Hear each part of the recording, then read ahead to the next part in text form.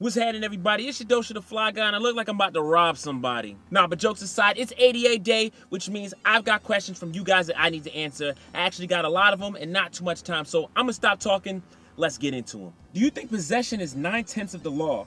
And do you think it's a fair statement? To be honest, man, all of the laws that we have in America are kind of easy to exploit. So to use something like 9/10 of the law, I guess it depends on the context. I mean, if you obviously caught them red-handed, I would use the 9/10 law. But there's situations where people plant stuff. In the neighborhood I'm in, it happens all the time. You know what I'm saying? Like, people will plant drugs on you, plant something on you, and then you get jammed up for something that you didn't even do. It happens very often, and believe it or not, there's a lot of people in federal prison systems and things like that who are locked up for a crime they did not commit, or because they had something that didn't belong to them. It happens too often, so I'm not really with it. I really think that, our government needs to do a lot more research before they go ahead and start, throwing people under the bus like that. What is the most computer illiterate thing you have witnessed? Old people. What recording device do you use? I'm not sure if you're talking about for my live stream or anything else like that, but for my live stream, I have two capture devices. I have a Hapog HD PVR. I use that for my Xbox 360 and my PS3, since my PS3 doesn't let me do HDMI. And then for my next gen console, since those are only on HDMI, I use my Elgato Gaming. I think that's what it's called. Elgato Game Capture HD60. That's the name of it. I use that for that. In regards to picking up all of that stuff, I use OBS, and sometimes I use XSplit. It just depends on where I am. But most of the time, I mean, honestly, that's just my setup. It's pretty straightforward if you've ever done live streaming or anything like that. XYZ asks, I never learned how to properly express myself as a kid, and I still have difficulties doing so today.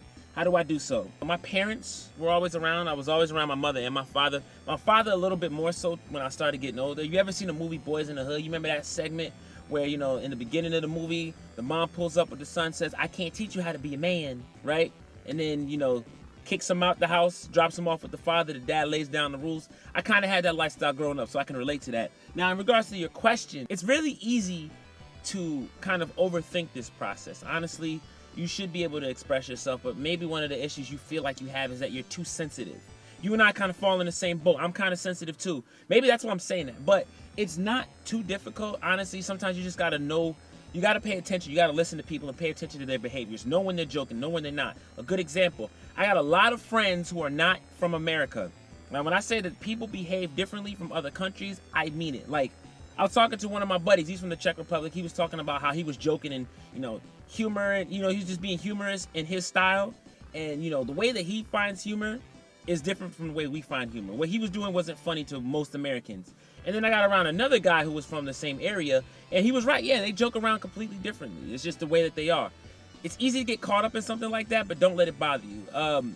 Now, in regards to a few other things, honestly, speak your mind, say what's on your chest, but, I know XYZ, you're a guy, so you got to be a man about it sometimes. You just got to kind of stand your ground, be firm, and be straightforward. Don't be sensitive. Don't beat around the bush, Hang around your friends that, kind of get aggressive sometimes, and just kind of adapt that kind of mentality if you need to. That's the best kind of advice I can give. There's more to it, but for the most part, you just kind of want to man up. That's what I can say. Just man up. Don't be afraid to, stand your ground and talk about what's on your mind. Anonymous asks, I have a foot fetish. How would you, in theory, broach this subject with your partner? I don't know. I mean, if you're asking me that because you think I have a foot fetish, let me just clear this up. I don't have a foot fetish. Shut up. I never really had any fetishes that I needed to kind of confess to, and the girls that I dealt with never really had any. No, that's a lie. I take it back. No, one of them, one of the lady friends I talked to straight up just said it. I like this. And I guess maybe because I'm a guy, I was okay with the straightforward approach, but I guess if it's a guy talking to a lady, I don't really know how to go about approaching that just because I don't have any fetishes. And for ladies, it just seems like, they get the upper hand with that because guys, we just don't care. For the most part. I mean, if we don't like something, we don't like it, we'll just move it to the side. But for the most part, we don't really care. So, I don't know, try just bringing it up.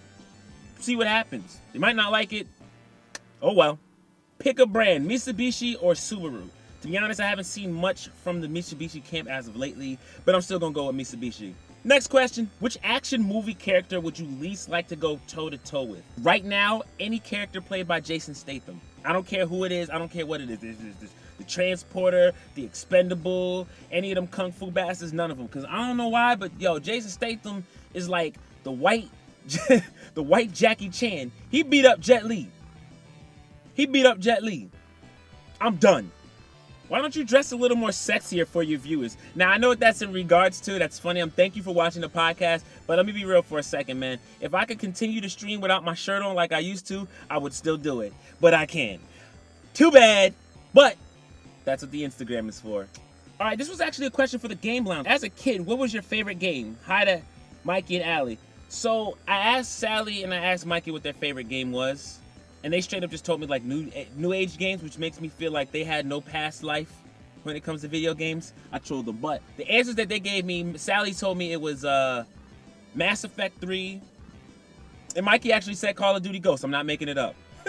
Obviously a troll. But all right, my personal favorite game, I had a few, but the biggest one that captured my heart was Gun Star Heroes for the Sega Genesis. If you know me, you know that I'm a Sega junkie. I grew up with Sega. Sega was a part of my history for a very long time. So, you know, that's one of my favorite consoles. And I think, again, I'll say, if there's one game, in my opinion, that really captured blast processing, it had to be Treasure's very own Gunstar Heroes. I missed that game. It came out towards the tail end of the Sega Genesis era. This was around the time where, like, PlayStation was coming out. The Saturn was just about to move in. So a lot of people missed it. But if you do get a chance to pick it up on one of maybe the Master Collections, because those exist, go ahead and give that a play. I think you'll really like it. It's a short game, but, again, back in the day, all the games were short. That's just the way it was. I'm going to a rave next week. What do I do in the rave? It's a rave, dude. Have fun. You know, don't do no drugs. Drugs is the thing. Don't. Well, I mean, if that's your prerogative, you just have fun. Have fun. It's a rave. It's pretty colors. It's candy girls all over the place. Yeah, I know about raves.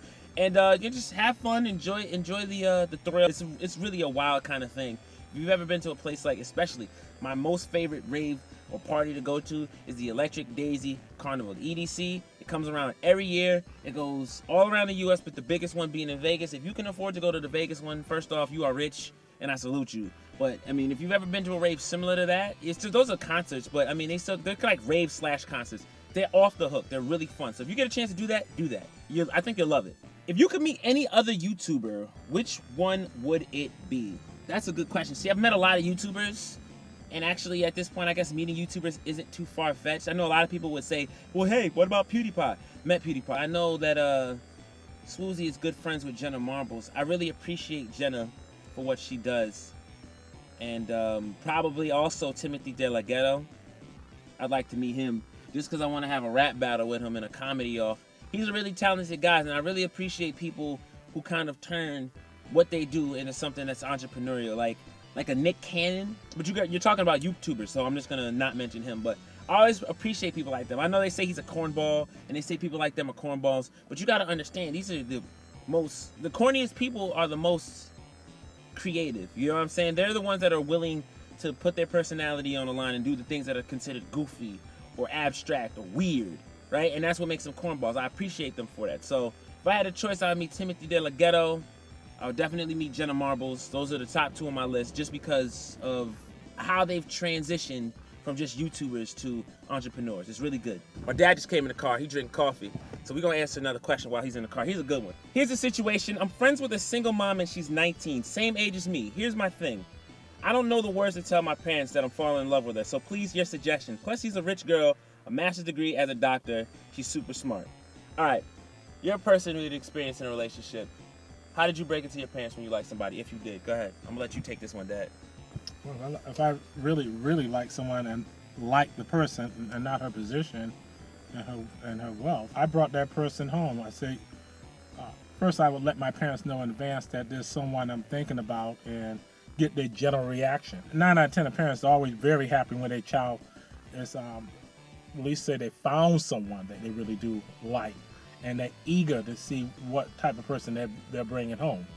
So you talk to that person, your girlfriend, if that's what you call her, and you let her know on a certain date you want to bring her home to meet your mother. And trust me, within the first 30 seconds, you'll know if your parents really like that person or not. It's all how you. Let me say it this way, sell that person. So how you sell that person. See, and I gave you that answer from a parent. Giancarlos asked, what's your favorite part of the holidays? To be honest, I don't really celebrate the holidays, but it is the one opportunity where I get to see both my parents. My dad comes into town, my mother calls. I don't get to see them through the rest of the year. So that's like the best part. I don't really care for the whole vanity of Christmas and Thanksgiving and all of that stuff. Like, none of that really matters to me. It's just the fact that they come up. That's the coolest part. Even I can ask for nothing else but that. So I guess that's my favorite part. Viewer question: will we ever see Mikey's face? No. Hey, I'm Echo from the stream, and what would be better to do, a vlogging channel or a gaming channel? To be honest, both, if you can. See, I'm a gamer that travels, so people want to see the things that I get into. I mean, people know that I go to PAX, and they know I go to Comic-Con, E3, and very often people ask, how did I get into it? What do you do at the places? What is it like? I mean, people get surprised. I guess it's because, you know, I'm young, and I'm black. I mean, and I also didn't go to college. A lot of you guys know that. So I think one of the things that people really appreciate is the fact that I have stories to share within the industry, and I can represent somebody that's like not a college grad, or maybe, you know, not your stereotypical computer nerd brainiac with a PhD in video games and anti-socialism, right? Like, I'm not that guy. So I don't know, I guess I fit that mold. But at the same time, I love video games. I always play video games, and that's what draws us together. So if you're someone like that, you should do both. If not, just stick to gaming for now until you're comfortable, or at least begin traveling or something like that. Or you have something interesting to talk about that's different, like a vlog. I know I'm just talking about traveling, but I don't know, those are the best to do because I can always show off, you know, new stuff. All right, MKF, Call of Duty Advanced Warfare, Destiny, or Final Fantasy. Honestly, you can juggle all three. I couldn't give you a distinct answer because sometimes Call of Duty is hit and miss, sometimes Destiny gets on my nerves, and sometimes Final Fantasy is hit and miss. I mean, if I had to marry a game, it'd probably be Final Fantasy 14. Right, that is a great MMO. It's a great update from Final Fantasy 11. I get to use my Taru /Lalafell. It's all good. I love that. So, I mean, of course, I would do that immediately. I would definitely at least keep. All right, I'll keep Mary as my Final Fantasy, and the other two you just frisbee. You can frisbee them up, throw them in the air, flip a coin. Doesn't matter. Pick whatever you want. All right, last question, guys. Statistics show that Kim Kardashian didn't break the internet, and more people were interested in the comet landing. What story or cause would you like to break the internet and come to a wider audience? First off, before I answer that question, we should applaud the fact that something like the comet landing in science did break the internet. I'm glad that we still have a young demographic, or at least an audience on this planet that's interested in something other than some butt cheeks. All right, that's good. Education is good. I like learning new things, and I especially like physics and science and all of that stuff. Get it from my dad. So that's not a problem. I'm okay with that. But when it comes to something breaking the internet, I don't really care for viral stuff that's stupid, if that makes any sense. I don't care what catches on, so long as it isn't something dumb and ratchet and ignorant, especially from America, because that seems to be the trend. I hate when I travel to countries or I talk to people from other countries, and the first thing they think of is the dumb stuff we've done. We gotta get out of that mold and stop having that reputation. It's bad. America, in my opinion, is not that cultured. We're not very cultured. We're so involved in ourselves that we don't pay attention to the rest of the world. I mean, we mind their business, but we don't learn about them, and that's a problem. And I guess I lucked out because when I do the live streams and when I talk to other people, like most of the people in my stream are not American. I talk to Brazilians, Eastern, Western Europeans, Asians, Canadians, mostly Canadians. I mean, I got a chance to learn so much stuff, and I don't get that from America. And I also get their opinion from the outside looking in, and it sucks. It sucks being an American. It sucks listening to what they say and what they think about us. It's embarrassing. So, I mean, anytime we can do something better to break the internet, I'm always for it. And with that said, guys, I am done. Those are the questions for the day. You saw my dad, he jumped in the car and answered the question, which means it's my turn to get a haircut. So I'm out of here. But before I go, if you like this video or you have a question of your own, comment section, the like section below has got you covered. Go ahead and hit that up. And if you got any more questions you want to ask me, remember ask.fm/Adosha. Don't forget to share. Don't forget to follow, subscribe. See me on Twitch. And make sure you check out last week's Game Lounge. And with that said, I am for real out of here, though. It's time for me to get my hair cut.